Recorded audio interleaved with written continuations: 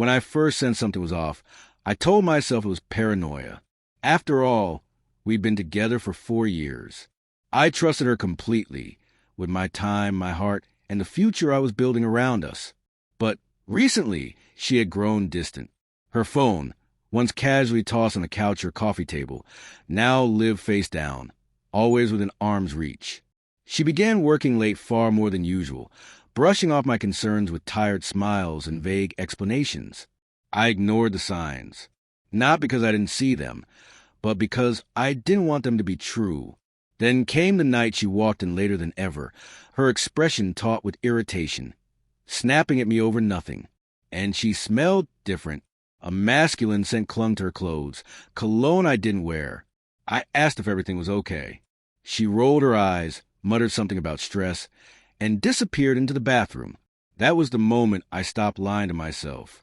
I checked our shared credit card statements the next day. Tucked between grocery runs and gas station charges were receipts for a boutique hotel across town. Midweek bookings. During the hours she claimed to be working late, I didn't accuse her outright. I asked carefully, hoping maybe there was an explanation, but she just smirked, shrugged it off like it was nothing. That smirk, it stuck with me. It wasn't just dismissive. It was smug. I knew I needed real proof. So, on a Thursday evening when she said she was meeting the girls for dinner, I followed her. My heart pounded the whole drive. She didn't go anywhere near a restaurant. Instead, she crossed town and pulled into the parking lot of that same boutique hotel. I parked a few spaces away and waited.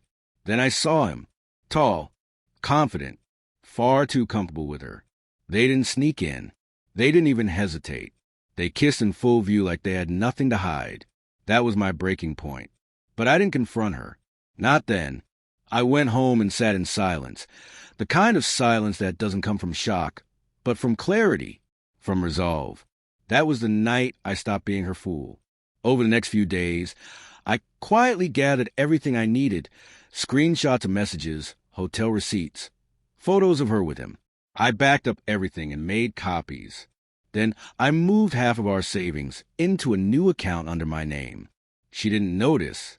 She was too busy texting him, too confident that she still had me wrapped around her finger. Her birthday was around the corner.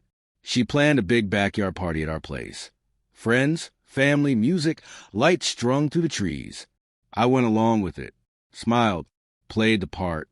That night, when everyone had arrived and the drinks were flowing, I stood up and tapped my glass. I have a special video I want to show. I said, something to celebrate our love. People laughed, clapped, lifted their glasses. She beamed, leaning into her mother's shoulder. I hooked up my laptop to the TV. Hit play. The laughter died immediately. The screen lit up with a quiet montage. Text between her and him, hotel reservations, blurry photos of their embraces. Then came the footage I'd taken that Thursday night. Him, her, the kiss, the doorway, the betrayal. Gasps echoed through the yard. Conversation stopped mid-sentence. She stood there frozen, face drained of color. Her smile cracked, then vanished completely. Her family stared at her, stunned. Her friends looked away, uncomfortable, ashamed. "You're ruining everything," she stammered, her voice brittle and trembling. I looked at her, calm and unshaken. "No," I said. "Asterisk, you asterisk, did that all on your own." Then I pulled the final card from my pocket. Divorce papers, signed and ready. I handed them to her, in front of everyone, and I walked away.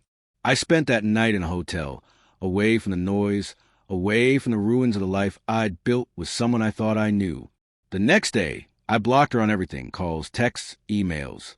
She tried showing up at my work crying, but I didn't budge. She hadn't cried when she was with him. She hadn't cried when she was caught. She laughed. "Remember?"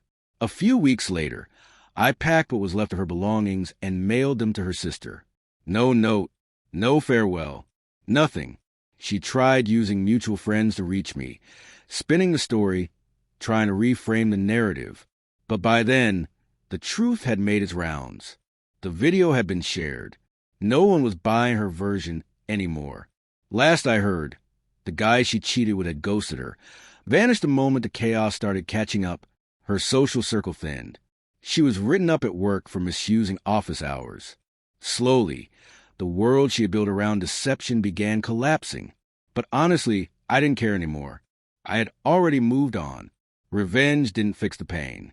But it gave me something she thought she'd taken. Asterisk control. Asterisk. She laughed when I caught her, confident she'd won.